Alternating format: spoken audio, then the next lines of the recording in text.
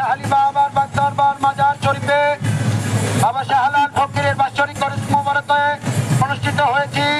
সেই বাংলাদেশ দরগা মাজার পরিষদ ঐক্য পরিষদের মাননীয় সভাপতিত্বে সালাউদ্দিনের সঞ্চালনায় আজকে আমরা মানববন্ধনে একত্রিত হয়ে আহলে বায়াতের প্রেমিকদের সবাইকে আন্তরিক শুভেচ্ছা অভিনন্দন।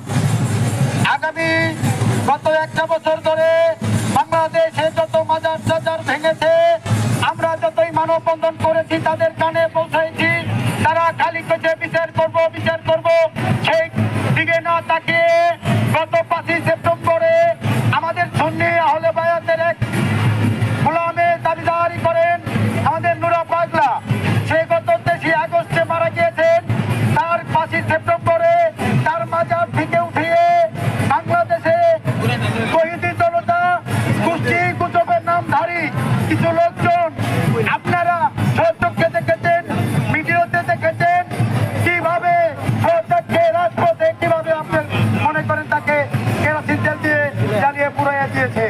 সেই দরগা মাজার পরিষদের সবাইকে ফেপে আসার জন্য আগামী দিনে আমরা জানি বাংলাদেশ দরগা মাজার পরিষদের নেতৃত্বে যারা বাংলাদেশে তরিকাতে জাকেরা না সেখানে যারা আছে, এই দরগা মাজার পরিষদের নেতৃত্বে বাংলাদেশ মাজারের ঐক্য জাগরণ পরিষদ ঐক্য থাকবে।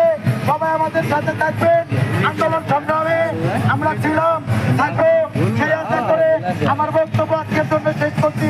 জয় আহলে বায়াতি, জয় আহলে বায়াতি, জয় আহলে বায়াতি।